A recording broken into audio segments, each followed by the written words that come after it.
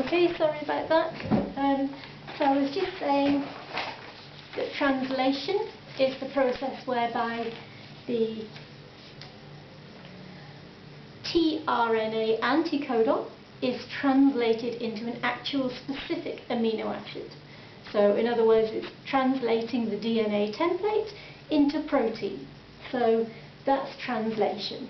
Okay, so just to recap on those two words, transcription and translation, and knowing the difference between them is very important. Okay, so this time, as I said, sorry about the mess, we're going to focus on DNA replication a bit more, but this time the processes of DNA replication outside of the body, so in the laboratory, in other words, as part of biotechnology.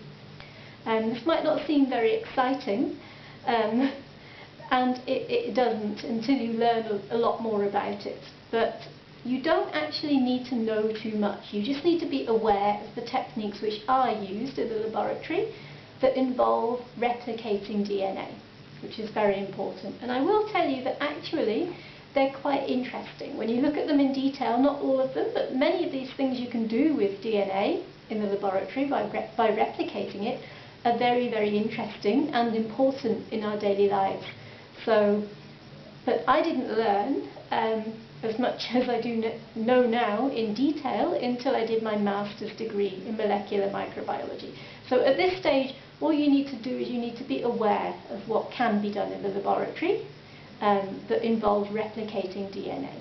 Okay, so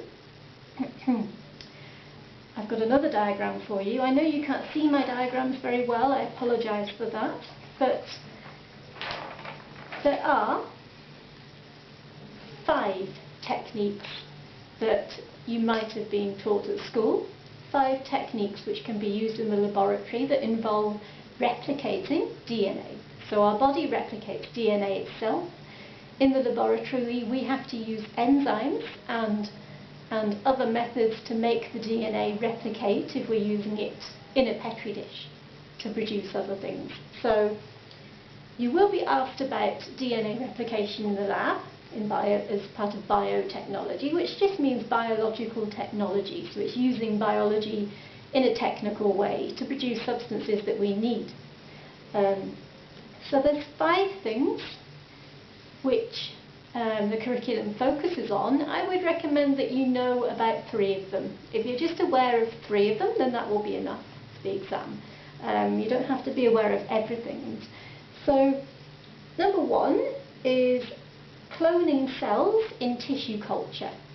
So this is where scientists are able to grow tissues such as liver tissue, kidney tissue and heart tissue outside of the body by replicating cells in the laboratory. Instead of using transplants and taking body parts from one person and transplanting them into another and having to wait for that transplant donor, it's now possible, in some cases, to grow these tissues in the lab and then transplant them into somebody who needs a new kidney or a new liver. It's possible to grow some organs, or at least organ tissue, in the laboratory. But if we're going to do that, we need to get each cell, if we have a kidney cell, we need to get it to replicate itself, to divide and produce lots and lots and lots of more cells. That's what tissue culture means. It's culturing the tissue. So when you culture bacteria, you grow lots of bacteria. You're culturing a tissue, you need to grow lots of tissue cells of the same type. So we need to get the DNA to replicate itself each time the cell divides so that we get the same type of cell in the tissue culture, if that makes sense. So that's cloning cells in tissue culture, that obviously uses DNA replication. The next one is called gene splicing.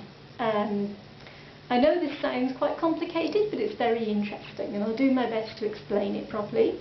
Gene splicing to produce resistance to certain diseases, or to manufacture antibiotics, insulin, growth hormone, other products that we need in daily lives, and also genetically modified organisms. So that's quite a mouthful, but gene splicing